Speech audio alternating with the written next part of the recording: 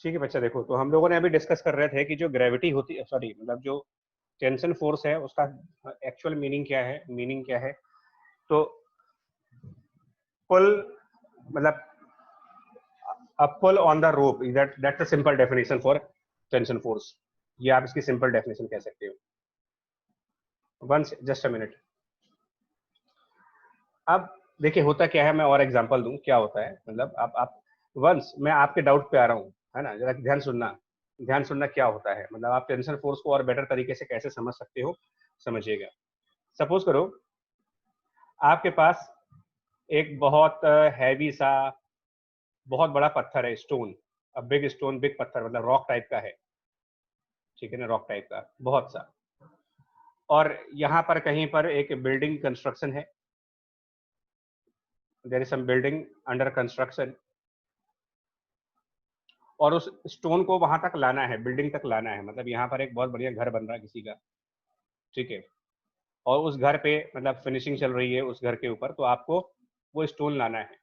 तो यहाँ पे लोग क्या करते हैं, ये लोग क्या करते हैं, जो हमारे पर्सन्स हैं, जो वर्कर हैं यहाँ के, वो क्या करते हैं, वो क्या करेंगे, एक स्टोन के चारों तरफ, वो क्या करते हैं, स्टोन के चारों तरफ ऐसे करके मोटी सी रस्सी बांधते हैं वो, और फिर उस रस्सी को इधर की तरफ क्या पकड़ करके खींचते हैं, दे pull the rope.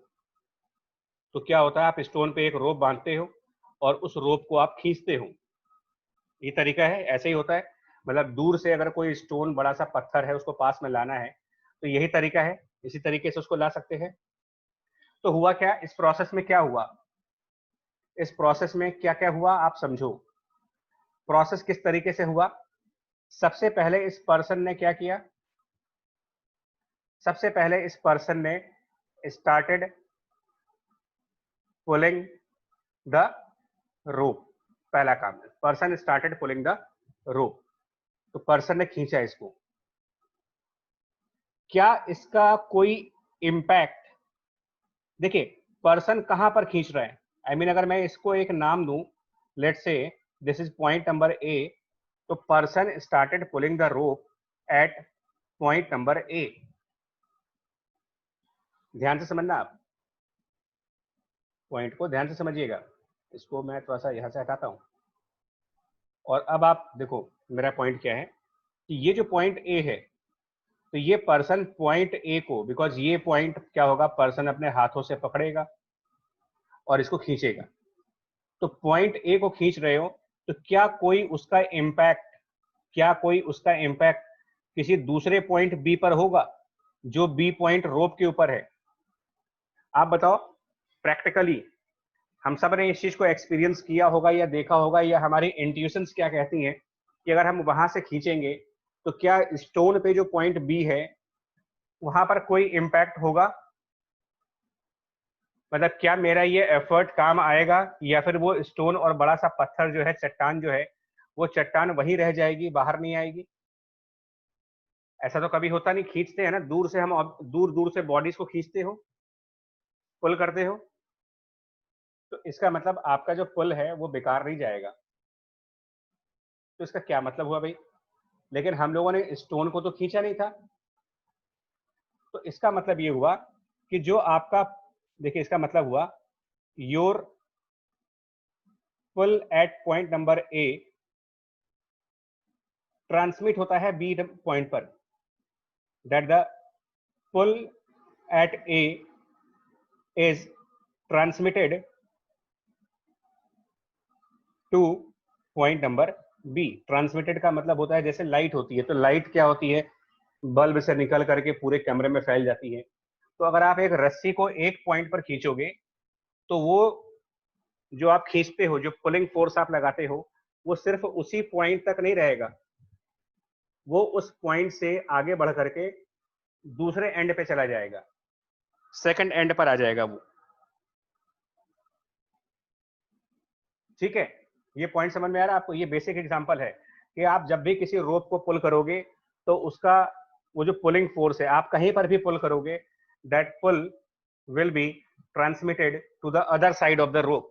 This is automatically transmission हो जाएगा, उसका पहुंच जाएगा वहां तक। जैसे कि आपका मोबाइल सिग्नल होता है, वो एक जगह से दूसरी जगह पहुंच जाता है और आपको दिखता नहीं है वो, mobile signal, it reaches from one place to the other place. आपने एक मैसेज भेजा और वो मैसेज ट्रांसमिट हो गया, दूसरी जगह चला गया। तो वैसे ही हम कह रहे हैं कि यहां पर हमने पुल किया पॉइंट ए को और वो पुल ट्रांसमिट हो गया बी पॉइंट पर। दैट मीन्स क्या हुआ कि, इसका मतलब क्या हुआ समझो आप, इसका मतलब क्या है ना। मतलब मैं क्या कह रहा हूं कि अगर अगर आप पॉइंट ए पर इस तरफ फॉर एग्जाम्पल 100 न्यूटन की फोर्स लगा रहे हो, 100 न्यूटन की फोर्स, इतनी आपके अंदर ताकत है, तो यहां पर वो 100 न्यूटन की फोर्स ट्रांसमिट हो जाएगी। यहां पर 100 न्यूटन से एक पुल अपीयर होगा, 100 न्यूटन पुल, यानी कि जो रोप है, the rope is pulled bye 100 Newton. Rope is pulled bye 100 Newton. समझ में आया आपको कि आप यहां पर खींच रहे हो, आप पॉइंट ए पर खींच रहे हो, बट उसका असर पॉइंट बी पर भी होगा। प्रैक्टिकल है। और इसी को टेंशन फोर्स कहते हैं। मतलब आप इमेजिन करो ना, आज की डेट में ये चीजें कॉमन है, बट आज से 400 साल पहले, 500 साल पहले, 500 ईयर्स बैक, 400 ईयर बैक, लोगों ने जब इस टेक्निक को निकाला होगा तो उस टाइम पर कितनी बड़ी इन्वेंशन रही होगी उनके लिए।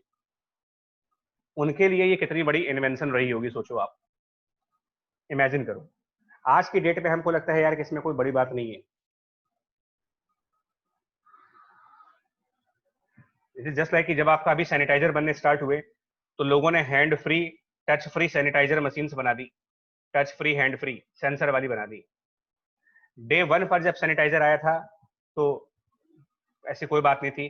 पहले दिन जब किसी ने touch free hand free sanitiser की मशीन बनाई तो उसको अप्रिसिएशन मिली, और आज पूरी कंट्री में हर जगह बन रही है। आज एक नॉर्मल बात हो चुकी है ये।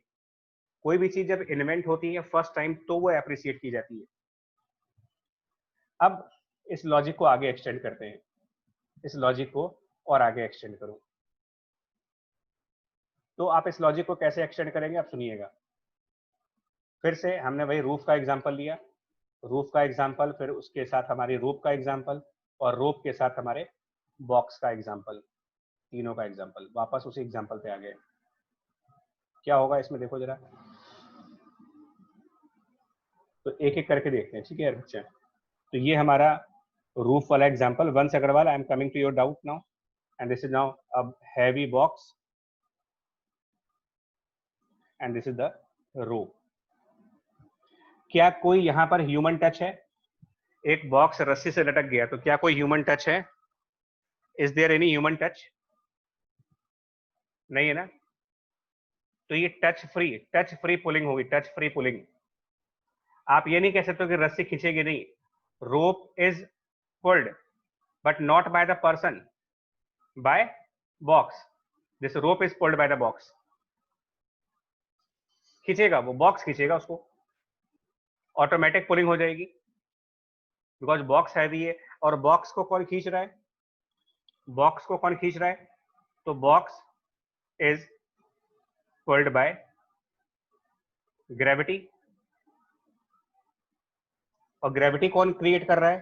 तो अर्थ, बिकॉज बॉक्स के नीचे हमारा अर्थ है, तो earth is pulling the box. अब आप कहोगे कि अर्थ क्यों पुल कर रहा है, तो इसका कोई आंसर नहीं है, because gravity is the fundamental force. कोई आंसर ही नहीं है इसका। दैट्स फंडामेंटल फोर्स है, वो नेचर है, यूनिवर्स का नेचर है, वो पार्ट ऑफ नेचर है कि अर्थ जो होती है बॉडीज को खींचती है। तो पूरा सीक्वेंस क्या हुआ, पूरी कहानी क्या बन गई इसके अंदर? अर्थ बॉक्स को खींचेगा, बॉक्स इस रोप को खींचेगा, कहां पर? पॉइंट नंबर ए पर, पॉइंट नंबर ए पर। क्या this pull on rope, this pull on the rope which is by the box, will it be limited to point number A or it will be transmitted to point number B also? previous example के हिसाब से जो box रोप को point number A पर खींचेगा, तो क्या वो पुल पॉइंट नंबर ए पे ही रुका रहेगा या it will be transmitted to the roof also? Ankit Shreshth, Vansh, Anand Dubey, Anya Tripathi, Vasundhara, all are right. Ayushi Yadav right, Paurav Singh right, others Abhyuday correct, SSK correct, very good. all of you are correct now. So the pulling force is transmitted. मैं फिर बोलना बच्चा, आप सोचो जरा Newton के बारे में सोचो, उस टाइम पर जब ये सब चीजें पहली बार हो रही होंगी तो क्या उनके माइंड में चल रहा होगा, किस तरीके से उन्होंने लोगों को ये सब बातें समझाई होंगी. इमेजिन करो आप इस चीज को. आज की डेट में ये कॉमन है. So yes, there will be a pull on this roof also. There will be a pull on the roof.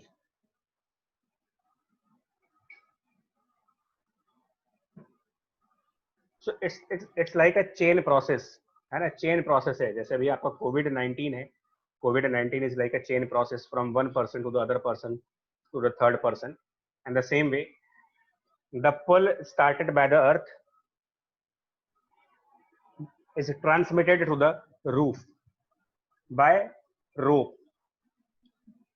अगर इस ट्रांसमिशन को रोकना चाहते हो तो कॉन्टैक्ट ब्रेक कर दो, आइसोलेशन में चले जाओ, रस्सी काट दो. दैट मीन्स आप क्या कह सकते हो कि जो टेंशन फोर्स है, which is a kind of a pulling force, is by nature a contact force. By nature a contact force. आज तक कोई ऐसी रस्सी आई है जिसको रिमोट से खींच पाओ? Is there any rope which can be pulled by the remote? दूर से ही रिमोट वाली, जैसे गाड़ी खोलते हो आप, गाड़ी का डोर खुल जाता है रिमोट से, उसको टच नहीं करते. क्या कोई रिमोट मशीन आई है आज तक कि जिससे कि आप खींच लो, एक रस्सी खींच पाओ? बोलो, आपने कभी देखा है आज तक कोई रिमोट वाली मशीन? इसका मतलब it can not be from the distance. You can not pull the object from the distance. नहीं खींच सकते.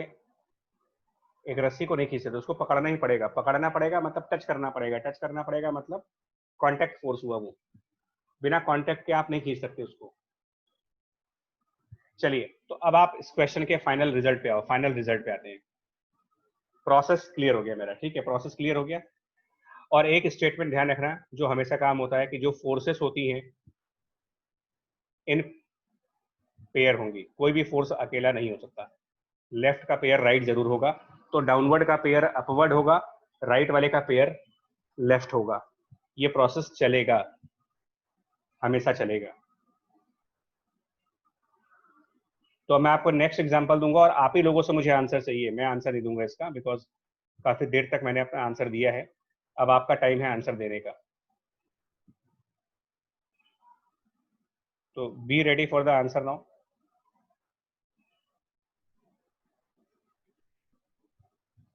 आंसर मैं इसलिए मांग रहा हूँ बिकॉज मुझे ये चेक करना है कि हाँ भाई, जो कुछ पढ़ रहे हो वो आप समझ भी पा रहे हो या नहीं समझ पा रहे. बिकॉज अनलेस ये क्लियर नहीं होता तो हम लोग आगे नहीं बढ़ सकते. ठीक है.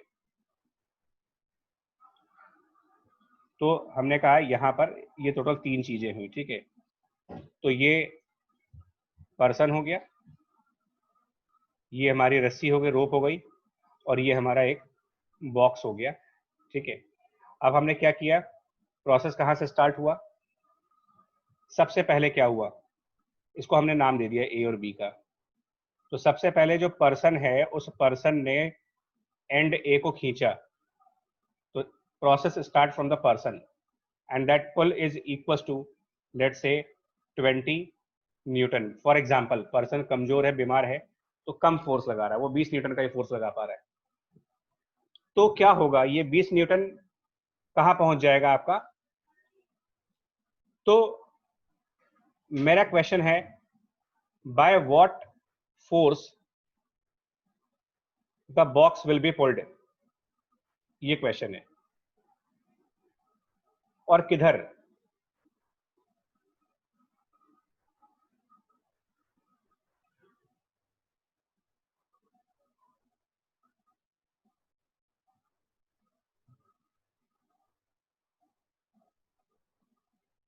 अविरल पाल, कोई डाउट है क्या? नो सर, गलती से हो गया। ठीक है, अनम्यूट कर लो, म्यूट कर दो उसको। तो देखिए क्या होगा। हाँ ठीक है, बिल्कुल सही है। Yes, the box will be pulled by a force which is equal to 20 newton towards A. Perfect, perfect. ठीक है, तो यस, आप आंसर क्या दोगे कि यस। एक मिनट, एक मिनट, एक सेकंड, एक सेकंड। ठीक है, ठीक है बच्चे, अभी आपके आंसर सही है, सभी के आंसर सही है। ओके, ठीक है। देखो, अब आप पॉइंट नंबर बी पे आइएगा, पॉइंट नंबर बी पे। Now now at point number B, there is a pulling force, there is a pull on the box. So this is pull on box, but force तो pair में है।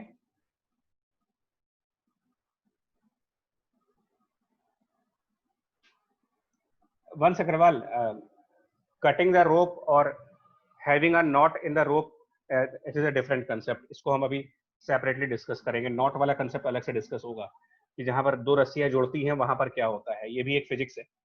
तो will discuss that part, but अभी नहीं। अभी हम लोग single रोप की बात कर रहे हैं, without any joint in between the rope, उसकी बात नहीं कर रहे हैं अभी। We will discuss it.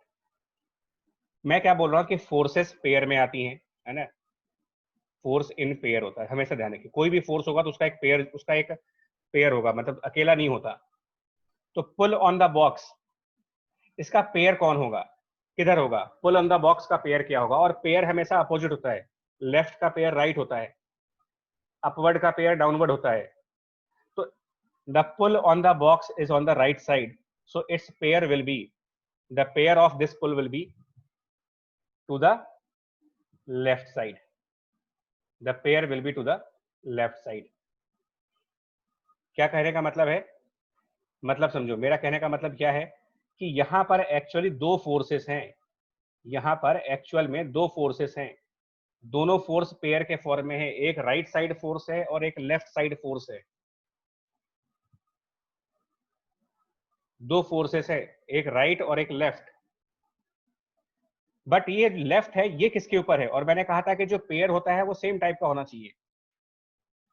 अगर पेयर है तो पुलिंग का पेयर पुलिंग ही बनेगा, पुल का पेयर पुल बनेगा। So this left side is also a pull, because इस पुल का पेयर पुल बनेगा। बट दोनों पेयर सेम ऑब्जेक्ट पे नहीं आ सकते। तो if this right yellow colour pull is on the box, the other one cannot be on the box, so it has to be on something else,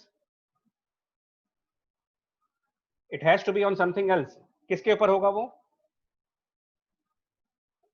नहीं, पर उस पर्सन पे कैसे होगा? पर्सन तो दूर है, person is not there. Person कहाँ है बॉक्स के साथ? Who is in contact with that box? Who is in physical contact with the box? कौन टच कर रहा है वहां पर? रोप।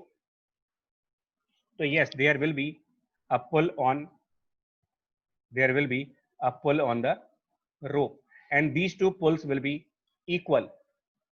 This pull on the rope and this pull on the box, they are equal. Why? As per the Newton third law, the forces which come in pair, they are equal. Just like मैं बार बार आपको shoes and socks का example देता हूँ। Shoes जो आपके pair में आते हैं तो सेम साइज के होते हैं ना, मतलब राइट पैर का और लेफ्ट पैर का अलग साइज तो नहीं होता। तो everything which comes in the pair will always be of same size. Now, जो पुल बाय द पर्सन है, pull by the person, person ने इस रस्सी को खींचा राइट साइड, ठीक है, this is a pull by the person. तो इस ये भी तो पेयर में आएगा, ये भी तो एक फोर्स है ना, ये भी फोर्स है, इसका भी एक पुल आएगा। किधर होगा वो? ये फोर्स भी एक पेयर में आएगा। तो इसका इसका दूसरा वाला पेयर कहाँ होगा? इधर लेफ्ट साइड पर होगा। अब ये दोनों पेयर सेम बॉडी पे नहीं हो सकते, they can not be on the same bodies. Shoes and socks example आप हमेशा अपने पास रखिएगा। You cannot wear them on the same leg. So this right side pull is on rope, and if right side pull is on the rope, then the left side pull will be on person. Left side pull will be on the person. So if a person pulls the rope also pulls the person. हिसाब बराबर होगा वहां पर. And that's the key idea of, it's the basic idea of rope climbing. रस्सी से जो ऊपर चढ़ने का आइडिया है वो यही है. रोप क्लाइंबिंग क्या होता है उसमें देखो. रोप क्लाइंबिंग में क्या होता है, ठीक है, देखिए मतलब इस तरीके से मान लिया हमने कि ऐसे रूफ है और उसके साथ एक मोटी रस्सी कनेक्ट हो गई, ठीक है, और एक पर्सन इस पे चढ़ना चाहता है. Person wants to climb up. तो ऊपर कैसे चढ़ा जाता है रस्सी पकड़ करके. तो हम जब रोप क्लाइंबिंग करते हैं तो आप इसका आइडिया समझना. क्या होता है, जो पर्सन होता है ये रस्सी को नीचे खींचता है. Person pulls the rope down. कभी भी आप देखिएगा जब भी आप एक रस्सी पे चढ़ोगे या पोल पे चढ़ोगे तो आप पुल्स द रोप डाउन और उसका एक पेयर आएगा. बिकॉज इस पुल का पेयर आएगा, फोर्स अकेला नहीं आता कभी, हमेशा ध्यान रखिएगा. It never comes alone. तो पेयर तो आएगा इसका, कहाँ आएगा, तो पेयर इसका ऊपर आएगा. ऊपर की तरफ एक पेयर आ गया. लेकिन जो पेयर है वो सेम ऑब्जेक्ट पे नहीं हो सकता. सो पर्सन ने रस्सी को खींचा, रस्सी ने पर्सन को खींचा. So now the rope pulls person upward against gravity. And rope climbing is a tough job because आपको अपने वेट से ज्यादा फोर्स लगाना पड़ेगा. अगर आप 60 किलोग्राम के हो तो you have to apply more than 600 newton force on the rope, तब आप खींचोगे. Because unless the pull by the rope is not more than the weight of object. क्योंकि आप इस पर्सन के बारे में सोचो, पर्सन के बारे में क्या हो रहा है. पर्सन पुल्ड अप, किसकी वजह से? It is pulled up. कौन कर रहा है? Rope. It is pulled up by the rope. But at the same time it is pulled down by gravity. तो ऊपर चढ़ने के लिए कौन सा फोर्स ज्यादा होना चाहिए? अगर आप ऊपर क्लाइंब करना चाहते हो तो कौन सी फोर्स ज्यादा होनी चाहिए इस टाइम पर? ग्रेविटी वाली या जो पुल्ड बाय द रोप है? कौन सा फोर्स ज्यादा होना चाहिए? ऑब्वियसली अप साइड पर. अगर ऊपर के साइड फोर्स ज्यादा नहीं है तो पर्सन गिर जाएगा, वहां से नीचे आ जाएगा, वो चढ़ नहीं पाएगा, क्लाइंबिंग नहीं हो पाएगी इसकी. So rope climbing is not the easy job because you have to be strong. You have to be strong enough to pull that rope, and you have to be strong enough. आपकी muscles strong होनी चाहिए, आपकी power strong होनी चाहिए. So it is not easy job, rope climbing. But idea of tension force आपको clear हो गया कि टेंशन फोर्स किस तरीके से वर्क करता है एंड इसकी हमारी डे टू डे लाइफ में किस तरीके की एप्लीकेशंस हैं. रोप क्लाइंबिंग के बाद क्या होता है, एक और एग्जांपल लेंगे यहीं पर.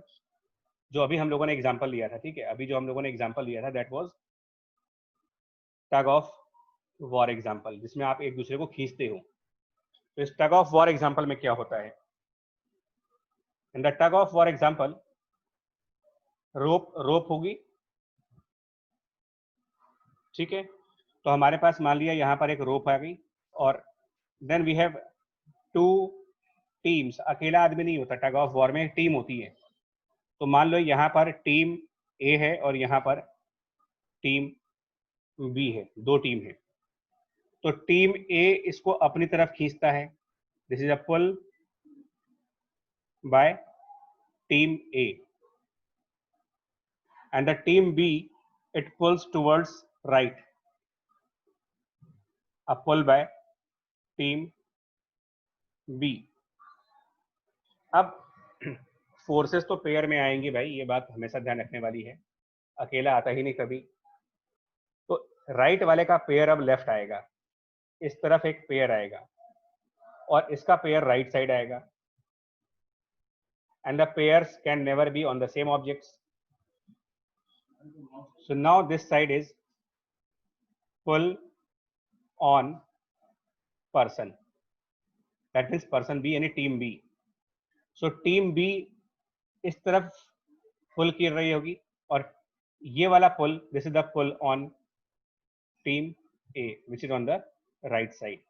So team A is now pulled to the right side and team B is pulled to the left side. अब जिसका pull ज्यादा होगा वो इनकी मसल्स पावर पे, अगर टीम ए स्ट्रॉन्गर है तो टीम ए का पुल ज्यादा होगा एंड अकॉर्डिंगली एक टीम विनर होगी और एक टीम लूजर होगी. ये ध्यान रखना होगा आपको. क्लियर हो रहा है आपको? यहाँ पर टग ऑफ वॉर एग्जांपल क्लियर हो रहा है? अच्छा, यस और नो करते रहो, अदरवाइज ना होता क्या है कि आपके यस और नो करने से मेरा कॉन्फिडेंस बढ़ता है. I mean, मुझे ये लगता है कि हम लोग समझ पा रहे हैं, बिकॉज फेस टू फेस ना होने पर, बिकॉज आपका फेस एक्सप्रेशन मेरे सामने नहीं है, तो I can not read your face expression, जिससे ये मालूम चल जाए कि आपको समझ आया कि नहीं है. तो your yes and no is very important to me. ठीक है, थैंक यू. ओके, तो ये है पूरा the complete story of tension force in the spring. अब आप समझो कि ये पुलिंग फोर्स होगा, but this pulling force will always be in pair form. It can not be single. कभी अकेला नहीं होगा ये. अब अगर हम मान लें कि हमारे पास कभी कभी दो रोप यूज करते हो, डबल रोप. ठीक है, कभी कभी डबल रोप का यूज करते हो, तो डबल रोप कैसे होगा देखिएगा. मान ले आपके पास कोई एक ऑब्जेक्ट है और ऐसा करके हमारे पास कोई एक ऑब्जेक्ट है, तो हम इसको दो रस्सी लगाते हैं कभी कभी, है ना. कभी कभी दो रस्सी लगाते हो आप, तो एक रोप मान लो आपने यहां लगा दी और एक रोप आपने यहां लगा, डबल रोप कर दी. इसमें क्या होगा, अगर आपके पास दो रस्सियां हैं, मान लो दो रोप है, तो क्या होगा,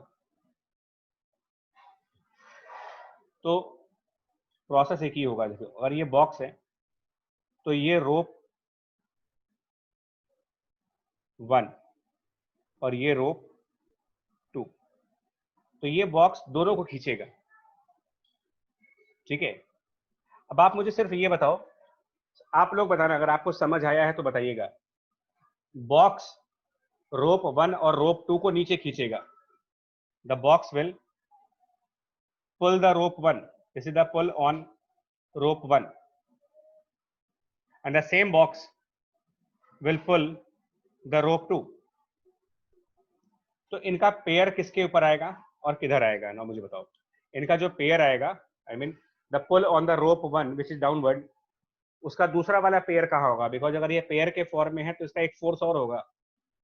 कहाँ होगा वो? किसके ऊपर होगा? क्या डायरेक्शन होगी और किसके ऊपर होगा?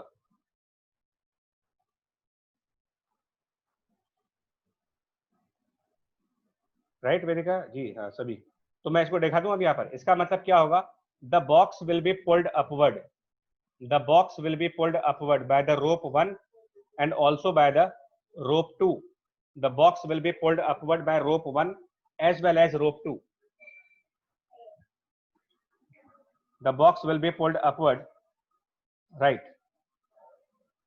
And we denote them as a convention. We denote them T1 and T2. T for the tension force. Tension, so therefore T. So T1, T2. Normally we denote it. And now, in a separate diagram, you can show that this box is being pulled upward by T1 and the box is being pulled upward by T2, and it is also being pulled downward by the force of gravity. Gravity will also pull the box, but in the downward direction, and the two ropes will pull the box in the upward direction. So these two pulls which are in the same direction, T1, T2, which are in the same directions, they are added and they balance the pull on other side, which is mg. T1 plus T2 becomes mg, right? T1 plus T2 becomes mg.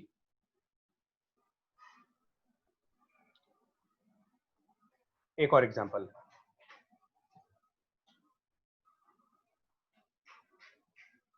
अगर मान लो हमारे पास एक और example है और वो example कुछ ऐसा है ना, सेम बॉक्स, बट जरूरी नहीं है कि हमारे स्ट्रिंग्स पैरेलल हों हमेशा. It is not necessary to have parallel strings in all cases.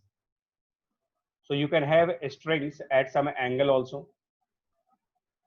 We can have strings like this.